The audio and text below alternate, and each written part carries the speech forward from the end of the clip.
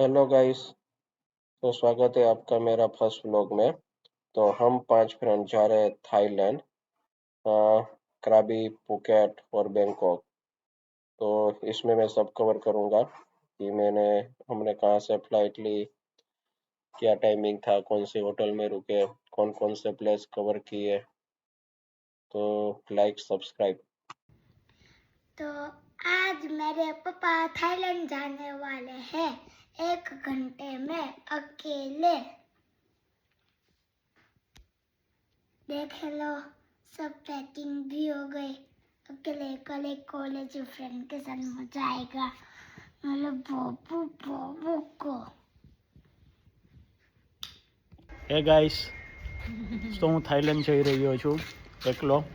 Finally મારી વાઈફે મને એકલા જવાની પરમિશન આપી દીધી છે. હરણ પકડાઈ ગયું હતું એટલે અત્યારે બેયની આંખમાં થોડાક આંસુ છે, ખુશીના કે દુઃખના ખબર નહીં, પણ હું ફાઇનલી જાઉં છું.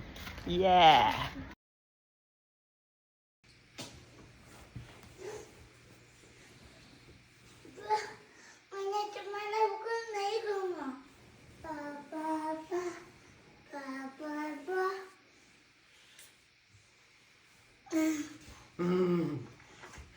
થાકી ગયો ઘણા બધું ખાવા પીવામાં ધ્યાન રાખજે બહાર હો બેટા એમ્બ્રો. है गाइस, सो फाइनली हम जा रहे हैं थाईलैंड. हम 5 लोग जा रहे हैं, अभी हम 2 हैं. गेस करो और 3 कौन होंगे.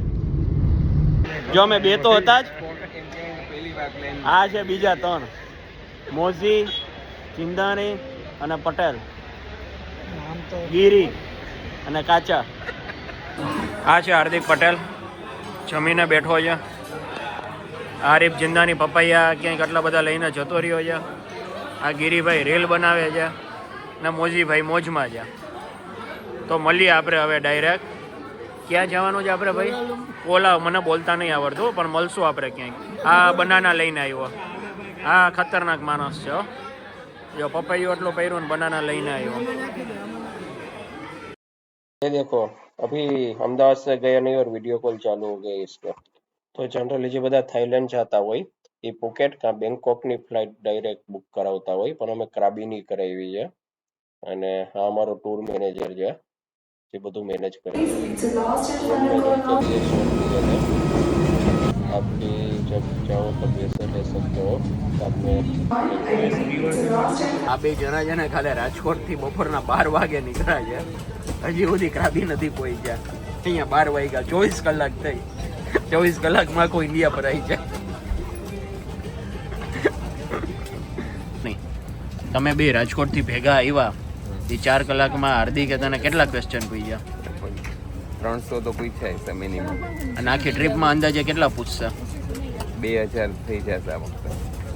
Good morning once again dear guests. This is Aisha. Hello guys, तो अभी हम पहुंच गए क्वालालंपुर मलेशिया के एयरपोर्ट पर. हमने शाम 11 बजे अहमदाबाद एयरपोर्ट से फ्लाइट ली थी. अभी हम यहाँ पे पहुंचे हैं. अभी यहाँ पे थोड़ा मीन्स होल्ट है. यहाँ पे हम लॉन्च में जाएंगे, ब्रेकफास्ट करेंगे और बाद में यहाँ से हमारी क्राबी की फ्लाइट है. तो ये देखिए, ये एयरपोर्ट कितना मस्त है मलेशिया का. और यहाँ पे बारिश भी लग रही है, मस्त एटमॉस्फियर है.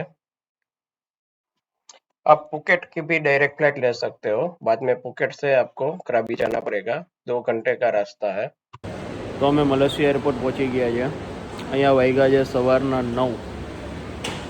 અમે ત્યાંથી બેઠા હતા રાતના 12 વાગે. 2.5 કલાક મલેશિયા લેટ ચાલે છે આપણાથી. આ આવ્યો પેટ સાફ કરીને મલેશિયાના એરપોર્ટ પર. વર્લ્ડનું લાર્જેસ્ટ ટોપ 3 વાળું એરપોર્ટ. શું વર્લ્ડનું ટોપ 10માં એરપોર્ટ આવે છે. એવું બધું આપણને ખ્યાલ નહીં. ટ્રાય કરવું જોઈએ ને કેવું છે. हाय गाइस, सो हम पहुंच गए मलेशिया. ये है मलेशिया का एयरपोर्ट.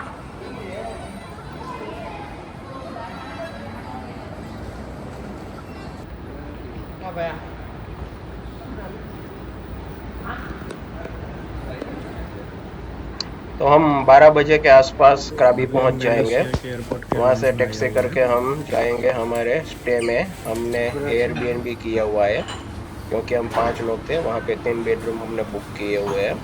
और कुछ चीज़ ध्यान रखने जैसी है, जैसे आप थाईलैंड जा रहे हो तो यहाँ से ही इंडिया से ही करेंसी कन्वर्ट करके जाओ, वहाँ पे मीन्स महंगा रहता है।